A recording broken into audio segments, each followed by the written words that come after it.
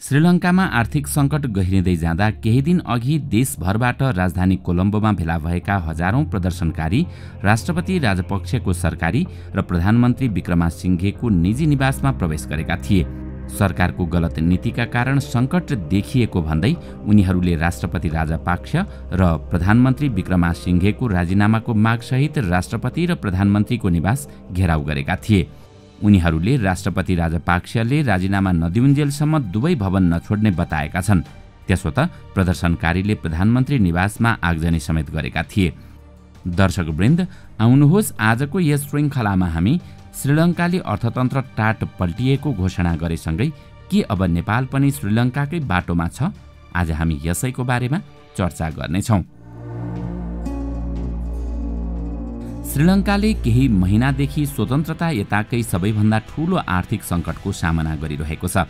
हाल श्रीलङ्कामा इन्धन, औषधि, खाद्यान्न लगायत अत्यावश्यक सामग्रीको चरम अभाव छ। विदेशी मुद्राको अभाव भएसँगै इन्धन आपूर्ति लगभग ठप्प छ। आयल निगम उधारोका कारण चुर्लुम्मै डुबेकोले इन्धन आयात गर्न नसक्ने अवस्थामा पुगेको छ। दैनिक उपभोग्य वस्तुको भाव आकाशिएका कारण जनजीवन निकै कष्टकर बन्दै गइरहेको छ। देशको यस्तो अस्तव्यस्त अवस्थाले आक्रोशित जनताहरू केही दिन अघि देशभरबाट राजधानी कोलम्बोमा भेला भई राष्ट्रपति राजपक्षको सरकारी र प्रधानमन्त्री विक्रमासिंघेको निजी निवासमा प्रवेश गरेका थिए। हजारौं प्रदर्शनकारीहरू एकाएक राष्ट्रपति भवन प्रवेश गरेसँगै राष्ट्रपति आफ्नो निवासबाट भागेका थिए। यसरी सरकारी निवासबाट भागेका राष्ट्रपति राजपक्षलाई राखिएको स्थान खुलाइएको छैन। तर देशबाट कुनै पनि समयमा भाग्नुपर्ने अवस्थामा रहेका कारण उनी विमानस्थलमा रहेको बताइएको छ। अर्कोतर्फ कोलम्बो बन्दरगाहमा देखिएका दुईवटा पानी जहाजमा राष्ट्रपतिले सामान लोड गर्दै गरेको देखिएको समाचार पनि आएका छन्। प्रदर्शनकारी राष्ट्रपति निवास बाहिर भेला हुन थालेपछि राजपक्षलाई सुरक्षित रूपमा बाहिर निकालेर सेनाको एउटा युनिटले सुरक्षा दिइरहेका छन्। प्रहरीले शनिबार प्रदर्शनकारीलाई नियन्त्रणमा लिन बल प्रयोग गरेका समाचार आएका छन्। घाइतेहरूलाई अस्पताल भर्ना गरिएको छ। श्रीलङ्काको राजधानीमा घोषित विरोध प्रदर्शन अघि ठूलो संख्यामा सशस्त्र सैनिक र प्रहरी तैनात गरिएको थियो। अधिकारीहरूले शुक्रबार राति कर्फ्यूको घोषणा गरेर प्रदर्शनलाई रोक्ने कोसिस समेत भएको थियो। विपक्षी दलहरूको चर्को विरोध भएपछि त्यसलाई पछि हटाइएको थियो। बार एसोसिएसनले पनि प्रहरी प्रमुखमाथि मुद्दा चलाउने चेतावनी दिएको थियो। घरमै बस्नका लागि दिइएको चेतावनीलाई बेवास्ता गर्दै प्रदर्शनकारीहरू शनिबार राष्ट्रपतिको सरकारी निवास नजिकै जम्मा हुन थालेका थिए। सङ्कटका बेला श्रीलङ्काका विभिन्न राजनीतिक दलबीच भएको बैठकमा बहुसंख्यक दल राष्ट्रपति र प्रधानमन्त्रीले तत्काल राजीनामा दिनुपर्ने पक्षमा देखिएका छन्। विपक्षी दलको एक सांसदका अनुसार बहुसंख्यक दलहरू बीच सभामुखले राष्ट्रपतिको भूमिका निर्वाह गर्नेमा सहमति भएको छ। संविधान अनुसार बढीमा 30 दिन सभामुखलाई राष्ट्रपति बनाउन मिल्छ। दलहरूले सर्वदलीय सरकार गठन गरेर जतिसक्दो चाँडो चुनावमा जाने विषयमा सहमति गरेका छन्। बाँकी कार्यकाल अर्थात् नोभेम्बर 24 सम्म सांसदहरूले गोप्य मतदान गरेर राष्ट्रपति छान्ने विषयमा पनि सहमति जुटेको छ। प्रधानमन्त्री विक्रमासिंघेले पहिले निकट नेताहरूलाई राजीनामा गर्न तयार रहेको जानकारी गराएर पछि ट्विट गरेका थिए। उनले जनताको सुरक्षाका लागि आफूले पद छाड्न तयार भएको बताएका छन्।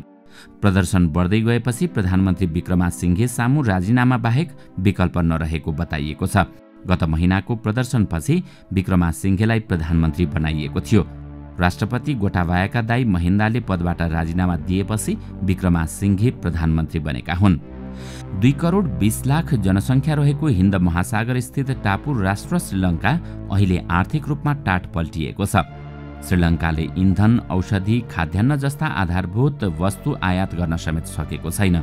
1948 मा बेलायतबाट स्वतन्त्र भएको श्रीलङ्का इतिहासमै सबैभन्दा ठूलो आर्थिक सङ्कटमा परेको छ। श्रीलङ्का सरकारले सामान्य मानिसलाई आइतबारसम्म इन्धन बिक्री गर्न रोक लगाएको छ। 70 को दशकपछि यस्तो कदम चाल्ने श्रीलङ्का पहिलो देश भएको बताइएको छ। गत सप्ताहन्तमा अधिकारीहरूले बस, रेल तथा स्वास्थ्य वाहनका लागि आवश्यक पर्ने इन्धन एक साताका लागि पनि नपुग्ने बताएका थिए। विद्यालय बन्द गरिएका छन्। खाद्यान्न र इन्धन अभावको कारण मूल्य वृद्धि भएको छ। मुद्रास्फीति 30% रहेको छ। औषधिको अभावका कारण स्वास्थ्य प्रणाली पतन हुने अवस्थामा पुगेको छ। त्यसो त श्रीलङ्का रातारात टाट पल्टिएको भने होइन। दशकौं लामो अव्यवस्था, आर्थिक अपारदर्शिता र भ्रष्टाचारका कारण सुरु भएको सङ्कटले यो अवस्था निम्त्याएको हो। राजनीतिक नेतृत्वले पनि लामो समयअघि सुरु भएको यो सङ्कट समाधान गर्ने भन्दा बढाउँदै लैजाने काम गरे। श्रीलङ्कामा मुख्यतः ठूलो बजेट घाटा र चालु खाता घाटा लामो समयदेखि चल्दै आएको थियो। श्रीलङ्का दोहोरो घाटा बिहोरिरहेको अर्थतन्त्र हो। 2019मा प्रकाशित एसियाली विकास बैंकको कार्यपत्रमा भनिएको छ, दोहोरो घाटाले देशको राष्ट्रिय खर्च राष्ट्रिय आम्दानीभन्दा बढी छ भन्ने सङ्केत गर्छ। साथै देशले उत्पादन गर्ने वस्तु र सेवा व्यापारका लागि अपर्याप्त छ भन्ने देखिन्छ। अहिलेको आर्थिक सङ्कट भने राजापाक्सेले 2019मा भएको चुनावी प्रचारका क्रममा वाचा गरेको ठूलो मात्रामा कर कटौतीका कारण सिर्जना भएको हो। सत्तासीन भए लगत्तै राजापाक्सेले कर कटौती त गरे, तर त्यसको केही समयमा नै कोभिड-19 महामारीले विश्वलाई प्रहार गर्यो, जसका कारण श्रीलङ्काको अर्थतन्त्र पूर्ण रूपमा धराशायी हुन पुग्यो। त्यसअघि इस्टरको समयमा इस्लामिक अतिवादीहरूले पर्यटकीय स्थलहरूलाई लक्ष्य गर्दै गरेको बम आक्रमणपछि श्रीलङ्काको पर्यटन उद्योगमा सङ्कट सुरु भइसकेको थियो। महामारीले एकातर्फ देशको मेरुदण्डका रूपमा रहेको पर्यटन व्यवसाय पूर्ण रूपमा बन्द भयो भने अर्कोतर्फ देशमा भित्रिने रेमिट्यान्समा पनि कमी आयो। साथै क्रेडिट रेटिङ एजेन्सीहरूले श्रीलङ्कालाई डाउनग्रेड गरिदिए र अन्तर्राष्ट्रिय शेयर बजारमा लगानी गर्न पनि बन्देज लगाइदिए, जसका कारण देशको विदेशी मुद्राको सञ्चिति 2 वर्षमै 70%ले खस्कियो। 2021मा राजापाक्से सरकारले रातारात रासायनिक मलको प्रयोग पूर्ण रूपमा बन्देज लगायो, जुन केही समयपछि नै फिर्ता लिइएको थियो। तर उक्त निर्णयले त्यहाँको चिया र धान खेतीलाई नराम्रोसँग प्रभावित बनायो। त्यसमा पनि गत फेब्रुअरीमा रुसले युक्रेनमाथि हमला गरेपछि विश्वभर नै इन्धनको मूल्यमा भारी वृद्धि भयो। यसै पनि विदेशी मुद्रा कम भएका कारण अर्थतन्त्र डगमगाएको श्रीलङ्काको आर्थिक घाउमा त्यसले नुनचुकको काम गर्यो। राजापाक्सेले 2019मा चुनाव जितेर राष्ट्रपति भएसँगै त्यहाँको सत्ता पूर्ण रूपमा राजापाक्सेको परिवारको हातमा मात्रै सीमित भयो। कुनै समयमा श्रीलङ्काको कुल बजेटको 24% राजापाक्से परिवारकै नियन्त्रणमा थियो। राजापाक्सेका 9 जना सदस्य मन्त्री थिए भने सरकारका मुख्य 30 वटा पद मध्ये 7 वटा पद पनि उनीहरूकै परिवारकै अधीनमा थियो। देशमा सङ्कट सुरु भए पनि राजापाक्से परिवारले श्रीलङ्कामा निकै सुविधाजनक जीवन बिताइरहेका छन्। सामाजिक सञ्जालमा उनीहरूको परिवार बस्ने आलिशान घर, अत्याधुनिक गाडी र महँगो विदा भ्रमणलाई लिएर आलोचना हुने गरेको थियो।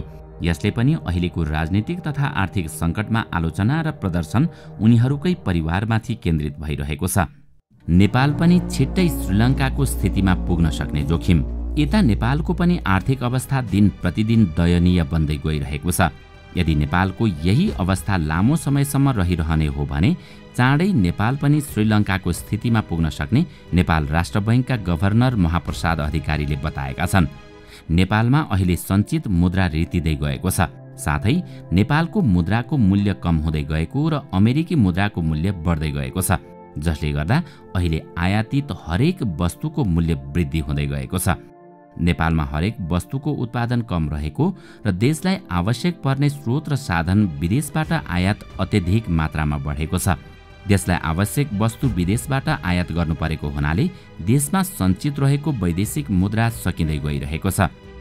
चालु आर्थिक वर्ष 2078-79 को सुरुवाती 11 महिनामा नेपालको वैदेशिक व्यापार घाटा 25%ले वृद्धि भएको छ।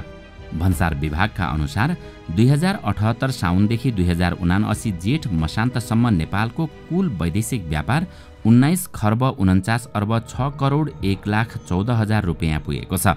सो अवधिमा नेपालले विभिन्न देशबाट 17 खर्ब 63 अर्ब 22 करोड 30,96,000 रुपियाँको वस्तु आयात र 1 खर्ब 85 अर्ब 83 करोड 70,18,000 रुपियाँको वस्तु निर्यात गरेको छ। गत आर्थिक वर्ष 2077-78 को सुरुवाती 11 महिनामा नेपालको कुल वैदेशिक व्यापार 15 खर्ब 4 अर्ब 61 करोड 88,83,000 रुपियाँ रहेको थियो। उक्त वर्ष नेपालले 13 खर्ब 83 अर्ब 36 करोड 49,24,000 रुपियाँको वस्तु आयात र 1 खर्ब 21 अर्ब 25 करोड 39,59,000 रुपियाँको वस्तु निर्यात गरेको थियो। गभर्नर महाप्रसाद अधिकारीका अनुसार आयात बराबरको विदेशी मुद्रा ल्याउन नसके नेपाल पनि श्रीलङ्काकै अवस्थामा पुग्न सक्छ। नेपालमा हुने अत्यधिक आयातले सञ्चित विदेशी मुद्रा सकिँदै गएकोले अब आयात बराबरको विदेशी मुद्रा जुटाउन नसके नेपाल पनि श्रीलङ्काकै अवस्थामा पुग्न धेरै दिन पर्खन नपर्ने उनले बताएका छन्। यदि समयमै हाम्रा देश सञ्चालकहरूले ध्यान पुर्याएनन् भने देशको स्थिति डरलाग्दो हुन सक्छ। समग्रमा हेर्दा अहिलेसम्मका उपलब्ध तथ्याङ्कले पनि त्यस्तै देखाएको छ। नेपाल भयावहको स्थितिमा पुग्ने देखिएको छ। मुख्य कुरा त देशमा विनिमयको सञ्चितमा आएको कमीलाई नियन्त्रण गर्नुपर्ने अवस्था आएको छ। देशको कुल बजेटभन्दा पनि आयात बढेर निर्यात बढ्न नसक्दा यसको फलस्वरूप व्यापार घाटा एकदम उच्च हुन पुगेको छ। नेपालको 11 महिनाको तथ्याङ्कले देखाएको छ कि बजेटभन्दा बढी खर्च भइसकेको छ। यो चालु आर्थिक वर्षको लागि सुरुमा छुट्याइएको 1632 अर्बको बजेटभन्दा पनि बढी व्यापार घाटा असारको अन्त्यसम्म पुग्न सक्ने अर्थविदहरूको अनुमान रहेको छ। हाम्रो बाह्य क्षेत्र तथा अन्तर्राष्ट्रिय व्यापार डरलाग्दो किसिमले अघि बढिरहेको छ। निर्यात बढ्न नसक्दा हाम्रो व्यापार घाटा एकदमै बढ्दै गएको छ। यो एक दिन एक रातको कुरा होइन। धेरै वर्षसम्म यो स्थिति नकारात्मक दिशातर्फ बढ्दै गइरहेको हामी सबैले देखेकै सुनेकै कुरा हो। त्यही पनि यसतर्फ खास ठोस कार्यान्वयन, योग्य कार्यक्रम देश सञ्चालकहरूले ल्याउन नसक्दाको परिणाम हो। यो मुख्य कुरा त उत्पादन बढाएर निर्यात योग्य वस्तुहरूको उत्पादन बढाउनुपर्छ। सबैजसो अर्थविदहरू भन्छन् कि यदि नेपालले यो सङ्कटबाट मुक्ति पाउने हो भने निर्यात बढाउनुपर्छ र विलासीजन्य वस्तुहरूको आयातमा रोक लगाउनुपर्छ। अर्कोतर्फ हाम्रा वस्तुहरू मूल्य र गुणस्तरको आधारमा अन्य देशको वस्तुको मूल्यसँग प्रतिस्पर्धा गर्न सक्ने स्थिति आउनुपर्छ। सरकारले यो समयमा गम्भीर भएर सोच्नुपर्ने बेला आएको छ।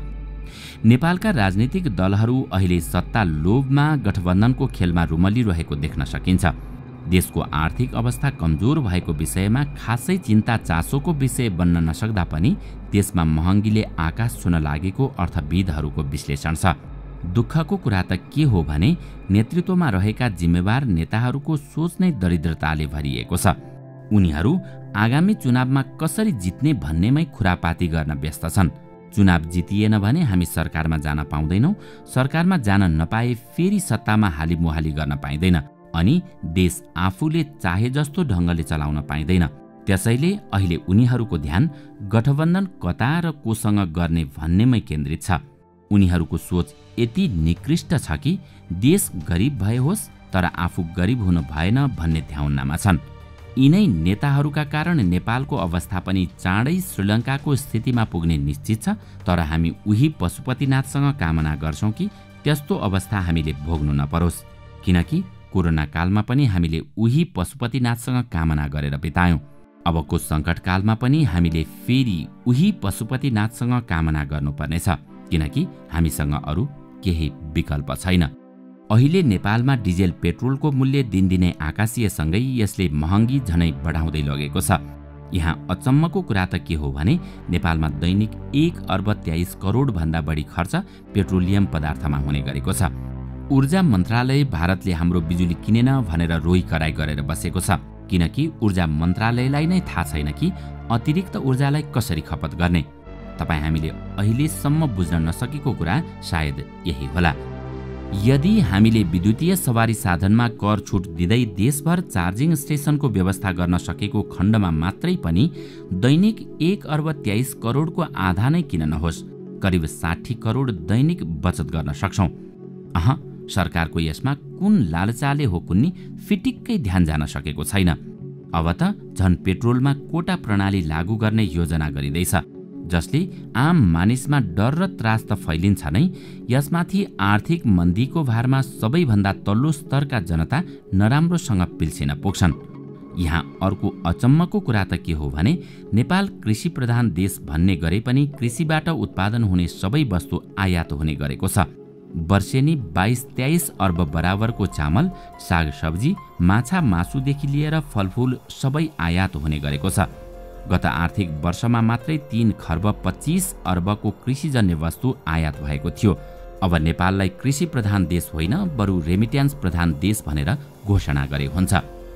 यदि नेपालले आफ्नो उत्पादन बढाएर आन्तरिक उपभोगलाई बढाउन सकेको भए सायद आयात कम भएर व्यापार घाटा केही कम हुन सक्थ्यो। तर दुःखको कुरा त्यसतर्फ सरकार अझै संवेदनशील हुन सकिरहेको छैन। अब सरकारले गफ मात्र गरेर होइन, गफ अनुसार काम गरेर पनि देखाउनु पर्ने बेला आएको छ। नेपालले आफूलाई आवश्यक वस्तु विदेशबाट आयात मात्र गर्ने तर त्यही अनुरूप निर्यात गर्न नसकेको हुनाले पनि मुद्राको विनिमय दरमा असर पुगेको छ। यदि देशको अर्थतन्त्र कमजोर छ भने त्यस देशको मुद्रा पनि कमजोर हुन्छ, जुन कुरा हामीले अघिल्लो श्रृङ्खलामा जानकारी गराइसक्यौं।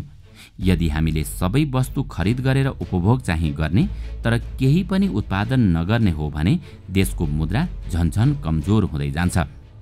देशको मुद्रा सस्तो भएको हुनाले आयातित वस्तुहरू सबै महँगो भएको र मुद्राको मूल्य खस्किँदा यसको प्रत्यक्ष प्रभाव सर्वसाधारण जनतालाई पर्ने गर्दछ। हाल नेपालमा दिन प्रतिदिन प्रत्येक सामानको मूल्य वृद्धि भइरहेको छ। अहिले हामी यस्तो गम्भीर मोडमा छौं जहाँ सबैले हातेमालो गर्दै एक भएर लड्नुपर्ने बेला आएको छ। मतलब यो लडाईँमा तपाईँ हामी सबैको साथ चाहिन्छ, किनकि आर्थिक सङ्कट तपाईँ हाम्रो आनी बानीका कारण पनि निम्तिएको हो। अब हामीले जुन कुरा देशमा उत्पादन हुन्छ त्यसको प्रयोगमा विस्तार गर्नुपर्ने हुन्छ भने विदेशी वस्तुहरूको प्रयोगमा निषेध गर्नुपर्ने हुन्छ। घरेलु वस्तुको उत्पादन र उपभोगमा जोड दिँदै अब श्रृङ्गार र विलासीजन्य वस्तुहरूको आयातमा केही समयका लागि राज्य स्तरबाट रोक्ने प्रयास गरिनुपर्छ। हो, तपाईँ निकै धनी हुनुहुन्छ होला। हामी तपाईलाई तपाईको धन एउटा गरिबलाई बाँडेर पुण्य कमाउनुहोस् भनेर भन्दैनौँ, त्यो तपाईको इच्छा हो। तर तपाईसँग हामी एउटा बिन्ती गर्छौं, कृपया तपाईको त्यो धन विदेश नजाओस्। यदि समयमै हामीले सोच्ने हो भने आज श्रीलङ्काले भोगिरहेको सङ्कट भोलि हामीले भोग्नुपर्ने छैन। दर्शकवृन्द, आजको श्रृङ्खला तपाईलाई कस्तो लाग्यो हामीलाई कमेन्टमा अवश्य बताउनुहोला। साथै आजको श्रृङ्खला तपाईलाई राम्रो लाग्यो भने लाइक तथा सेयर गरी हाम्रो च्यानललाई सब्स्क्राइब गर्न नभुल्नुहोला र साथमा रहेको बेल आइकन पनि थिच्नुहोस् ताकि हामीले अपलोड गर्ने नयाँ भिडियोको जानकारी सबैभन्दा पहिला तपाईलाई प्राप्त होस्। आजका लागि यति नै। अर्को भिडियोमा अझै रोचक तथ्य लिएर आउने नै छौं। तबसम्मका लागि बिदा दिनुहोस्। नमस्कार।